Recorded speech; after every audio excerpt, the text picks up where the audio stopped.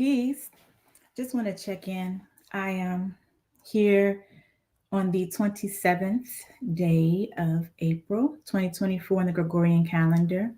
I just want to give some encouragement to those who are, particularly the women. I'll start with the women, but this is for everybody because this is a time that we need everybody to be fully engaged in righteousness and good things because there is a negative energy.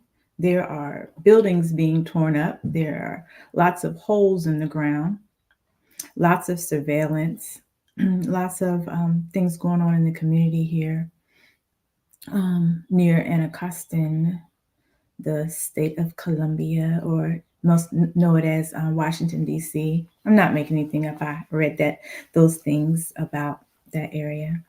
But we just experienced a few weeks ago a beautiful eclipse. And those who are original and indigenous to this land know that that's a symbol of our freedom.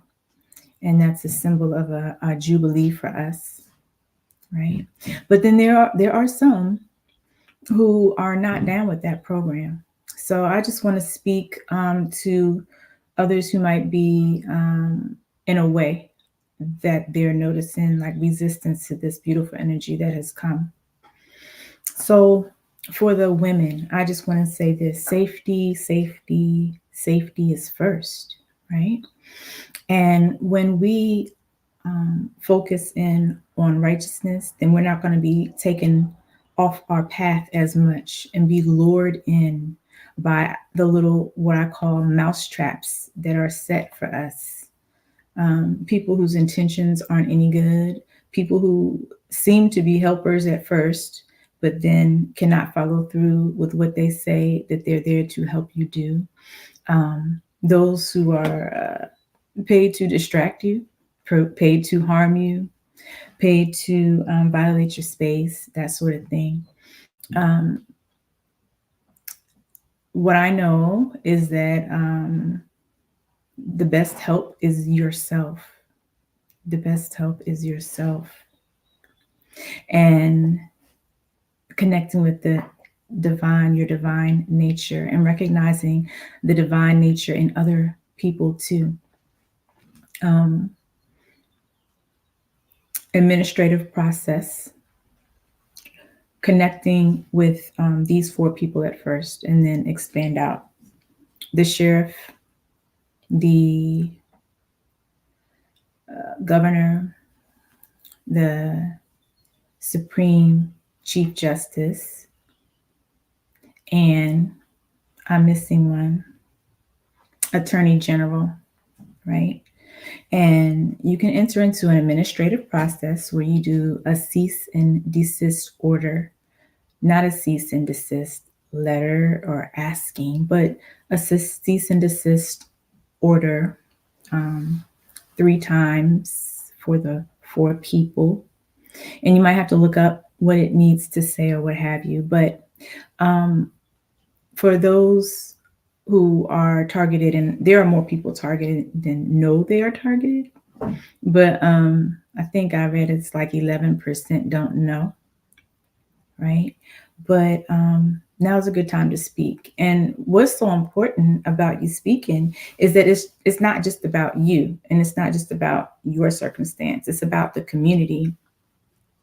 And in natural order, it is the original indigenous women who are supposed to be rewriting the constitutions, if they need to be rewritten, right?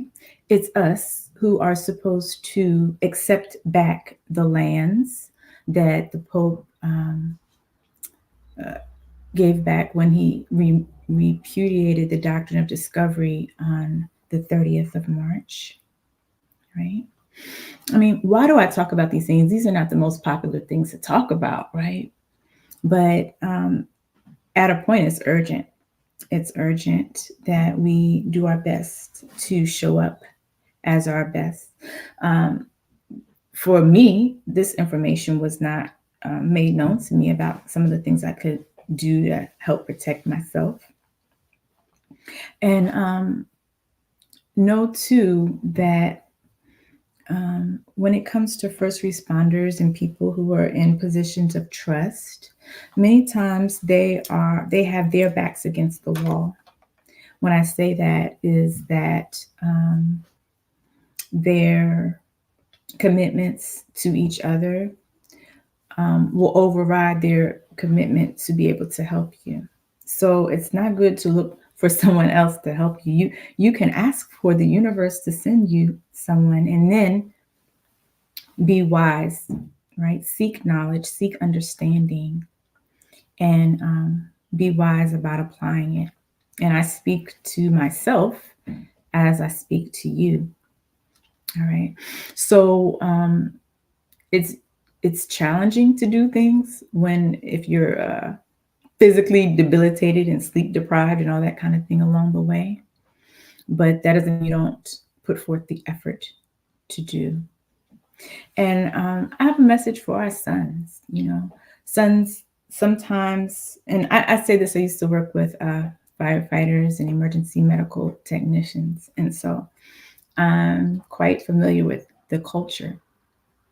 And I say that within you, you have what you need to stand, right? Stand on what's right. Standing only if and when someone approves of you doing what's right is a detriment to everyone. Okay. And we have to sometimes build up to that. So I'm not judging anyone, but I'm just putting it in your heart that it's okay to to do what's right in the face of no one else is doing it, because sometimes it just takes that one person to shift things. And I would love to see, and I'll be doing my part to implement bonus programs for people who make a change in their organization. And I don't mean some revolutionary, stop the shop kind of thing. Order is divine. Order is divine. All right. And it starts with conversations. It starts with compassion for yourself and whatever situation you're going through. And then it goes into compassion for someone else. And the way you develop compassion is first this, which is being quiet with yourself for at least 10 minutes a day, doing that soft belly breathing that I talk about a lot. All right. Just being with yourself. A lot of people are not comfortable with their own selves. And so breathing in through your nose and breathing out through your mouth and just being still and allowing your feelings to come and allowing them to go and focus in on your breathing. And then that way you develop a piece of strength, right? Strength because you are having an uncomfortable feeling, but yet you're in the moment. You're not trying to run away from it. You're not trying to put drugs on top of it. You're not trying to put other low energy on top of it. You're not trying to bring someone, make them feel as bad as you feel. You don't need someone to help you feel better. You're able to learn how to take care of yourself. You build capacity to take care of yourself when you learn how to just sit with yourself with different emotions. It's a gift. It's a gift, and it's a gift you give yourself. All right. Um, Another thing, when it comes to deciding what is right and what is wrong, that whole thing of if everyone did what I did, what would the world be like? Because sometimes people do things in dark and in the darkness and dark, and they don't look at the perspective that if everyone took that quote unquote privilege of doing things in darkness and in the shadows and thought that, okay, nobody knows, I'm just doing this one thing. If you think about whatever that activity is, what impact it would have on the entire community if everyone navigated the world the way you did, would it still be okay? That's something I learned early in philosophy. there was someone who shared that was, first of all, that was a challenge that was given to the class to think of things in that way. And then they were, I guess, battling with the bad habit of throwing out their cigarette butts. But then they imagine if the whole world threw out their cigarette butts and everybody smoked and had an ashtray to throw out on the street, what type of world would it be? So it's that same thing. It's that same thing. If everyone looked at the opportunity they have to make a change, to do right, because we only have one life. And I mean, some people say we have more, but in this one body, we only have one life. Some people say they remember past lives. Okay, I can't argue with them, but you only have one body and one soul. Your soul and your body are connected. They do not, you cannot separate your body from your soul. Your spirit may linger, but your consciousness and your soul are perishable. Okay, so so treat each day like a gift. Treat each day like a gift that builds upon the next. Don't look on yesterday as something to regret or hold. Just look at today and what you want to be remembered for, how you want to carry yourself today. And so I just want to take those couple of thoughts that I had to share. As I see in my community, the decrepitness, actually, right? And it saddens me. And so I'm going to do my part. I'm going to put it on the books. I'm going to do the best I can in my limited capacity of because of the attacks that are going on now. So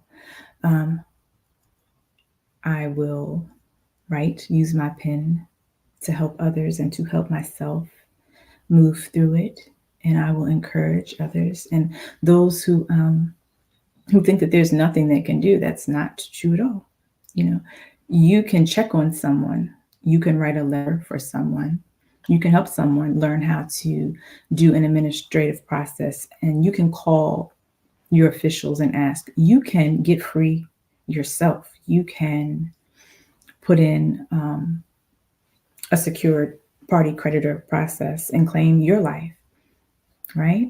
You can do a lot of things to help make things better. But I think the biggest challenge with that is sometimes people are complacent, like it's not their responsibility to help their brother or their sister. I find sometimes it's the most pious people who are the most superficial when it comes to that. They're very heavenly bound and end up sometimes no earthly good, or they have it in their mind that things are one way and they're another, which is always a dangerous thing, always dangerous to not have a clear view of what is really happening in the world. Okay. So I say keep up, be diligent, and be love and be light. Keep your mind on what is right and what is true and what you want for yourself and for the world around you. All right. Peace.